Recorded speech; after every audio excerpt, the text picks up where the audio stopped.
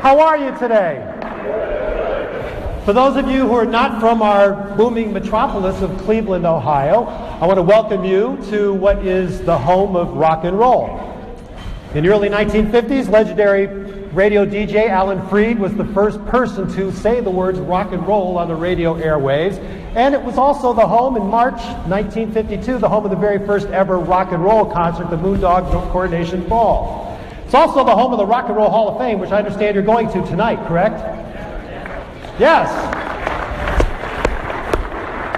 It's just amazing to me that the home of rock and roll, the Rock and Roll Hall of Fame, is here, considering all rock and roll shows were banned from the city of Cleveland in the 1960s.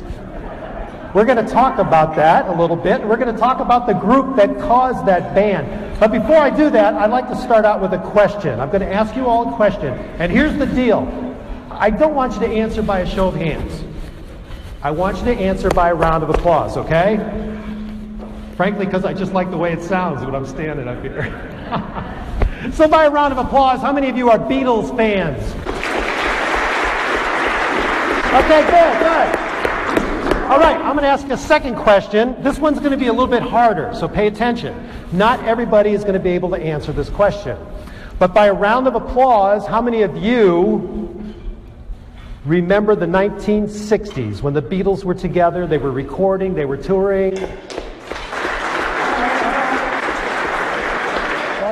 That's about the response I expected, because you know what they say, if you could remember the 1960s, you really weren't part of it. But it wasn't just the music about the Beatles. There was more to it than that. It was also their attitudes, but also the visuals.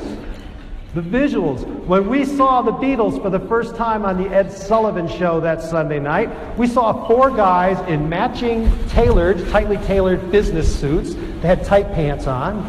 They also wore boots with high heels and pointy toes. They called them Beatle boots. And their hair. All right, their hair. No man had hair like that in 1964 except for Moe from the Three Stooges. And then that spring, it was announced that the Beatles were going to make their first tour of North America. And they released the early itinerary, the cities that were first on that list of the tour. And you know what? Cleveland, Ohio, the home of rock and roll, was nowhere on that list.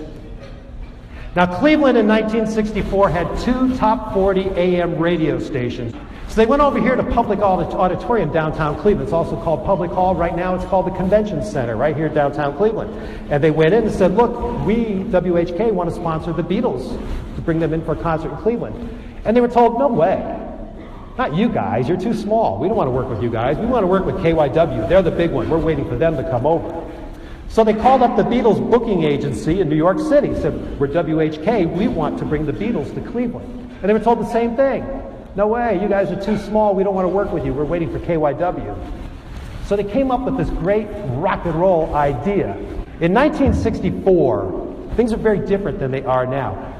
Back then, the parents had no problems dropping their kids off downtown Cleveland or any other city to do what they wanted to do. Mom and Dad had no desire to see the Beatles. So they dropped their 10, 11, 12, 13, 14, 15-year-old kids off in front of Public Hall. Mom and Dad would go out to dinner, see a movie, go to a show, whatever they did, then come back and pick up their kids after the concert.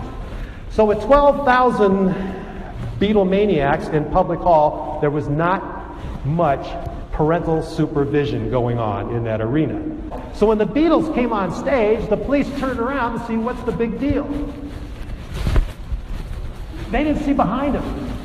All the kids were climbing over chairs, running down the aisles. Girls in the balcony had brought sheets. They tied them together. They were coming down like a siege out of the balcony.